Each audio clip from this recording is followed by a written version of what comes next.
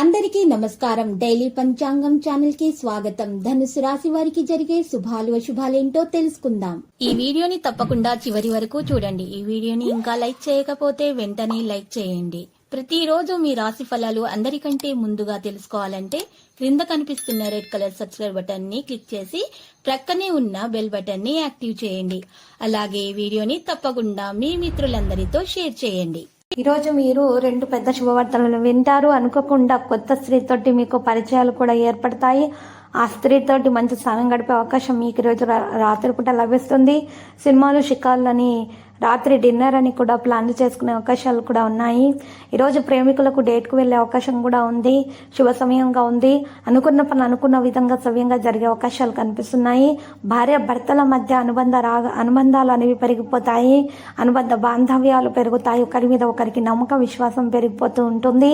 వారి మధ్య ఉన్నటువంటి చిన్నపాటి సమస్యలు గొడవలు అన్నీ కూడా పరిష్కార దిశగా నడిచే అవకాశాలు అయితే కనిపిస్తున్నాయి. ఈరోజు రాశి వారికి మాత్రము చక్కగా అన్ని పనులలో కూడా మరి లాభం మాత్రమే చేకూరుతుంది. నరదృష్టి ఈర్ష్య ఆశయ లాంటి తగలకుండా ఉండాలంటే మెడలో హనుమాన్ రక్షాయంత్రం ధరించండి. హనుమాన్ చాలీసా ఉదయం పూట 11 సార్లు జపించండి. శుభప్రదంగా ఉంటుంది. ఎవరి వల్ల కూడా ఎవరికి కూడా దోష అంటే నరదృష్టి లాంటివి తగలకుండా ఉంటాయి. ఇక మంచి ఫలితాలను అయితే ఖచ్చితంగా పొందడం అనేది జరుగుతుంది. అనుకూలంగా ఉంటుంది. తలపెట్టిన పనులు విజయవంతంగా పూర్తవుతాయి.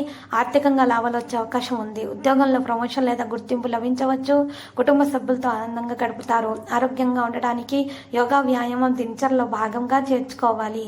స్నేహితులతో కలిసి విందులు వినోదాల్లో పాల్గొంటారు. విద్యార్థులకు ఈరోజు చాలా బాగా కలిసి వస్తుంది. వ్యాపారాల్లో పెట్టుబడులు పెట్టడానికి ఇది మంచి సమయంగా ఉంది.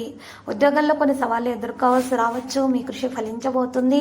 ఆర్థికంగా కొంత మెరుగుదల ఉంది. అనవసర ఖర్చులను తగ్గించుకోవడం మంచిది. కుటుంబ సభ్యులతో సామరస్యంగా ఉండడానికి ప్రయత్నించండి.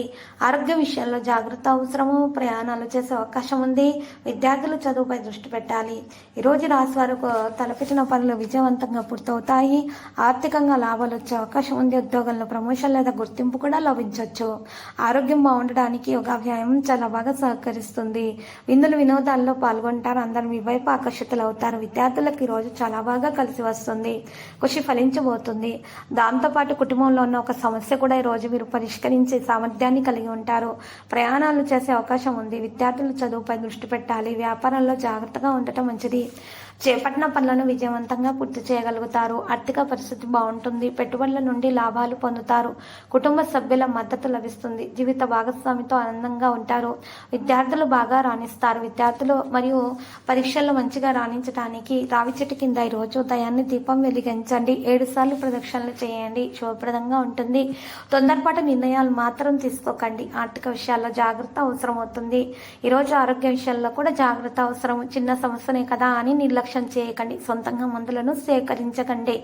తగిన చికిత్స తీసుకోండి. వ్యాపారస్తులు మాత్రము లాభాలు పొందే దిశలో సాగుతూ ఉంటారు. కొంతమంది వారికి ఈరోజు సూచనలు సలహాలు వంటివి ఇవ్వడానికి కూడా ఇష్టపడుతూ ఉంటారు. ఈరోజు ఈ రాశి వారికి లక్కీ సంఖ్య 24. లక్కీ కలర్ అయితే మరి కాషాయము.